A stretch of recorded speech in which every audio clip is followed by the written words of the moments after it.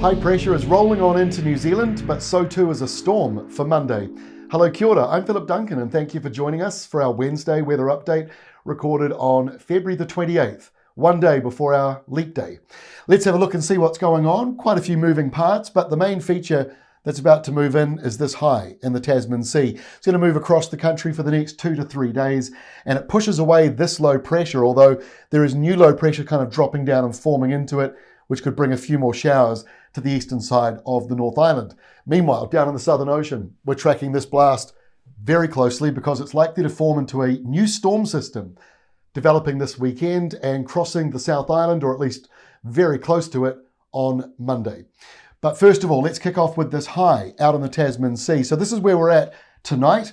A bit of cloud under it, the high centred between the South Island and Victoria. So as we go through the next 48 hours, the high moves in over the South Island, pushes away the North Island showers, and we end here on Friday night with it parked in the North Tasman Sea. So it protects most of the North Island.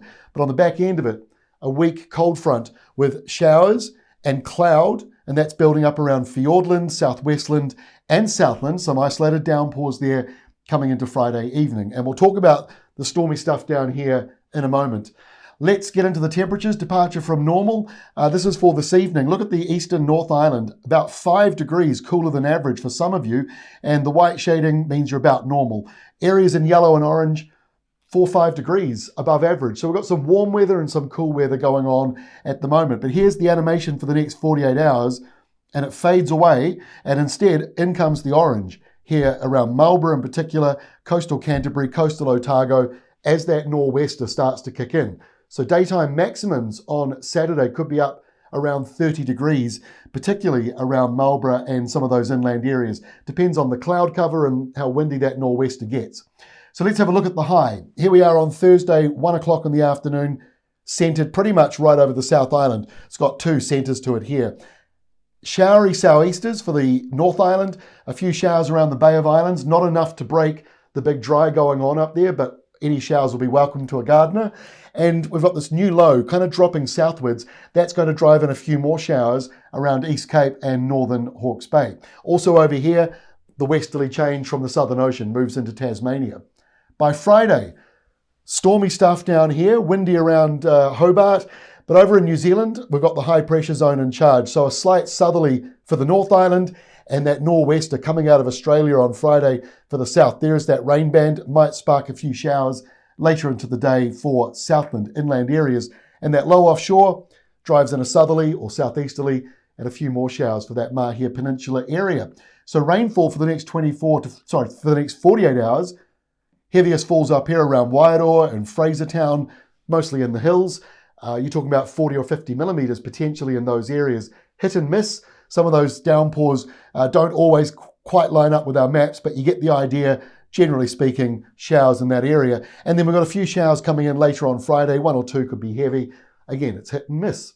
So let's have a look at Saturday. The high is north of New Zealand, next to our Australian friends at Norfolk Island, and that is driving in a warm nor'west wind for much of the North Island. It might be a westerly or even a southwesterly for some places.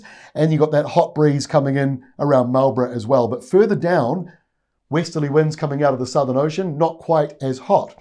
So once we get to Sunday, you can see that storm forming here, 976. So that definitely makes it a storm with the gale force winds going right around it, blasting Tasmania, although you're on the outer edges of the worst weather. And for New Zealand on Sunday, we've got showers behind that high, which is now well to our north. And so showery kind of weather behind it.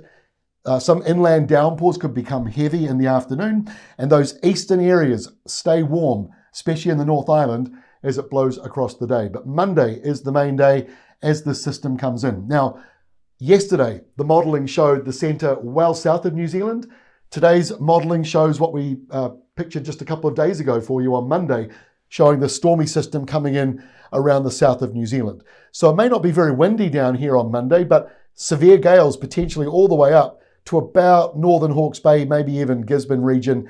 Probably not beyond that, maybe a bit blustery, could see gales around Auckland and Western Bay of Plenty, Coromandel and exposed areas, but the severe gale side of it, for now anyway, looks to be further down the country.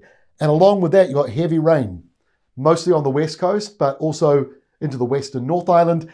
And the blue line here shows it's getting colder, so there will be some snow around. Now, maybe not a huge amount because by Tuesday, it's mostly dry up through the Southern Alps, but you could be seeing snow flurries on the mountains around Queenstown. We are not forecasting at this stage snow in Queenstown.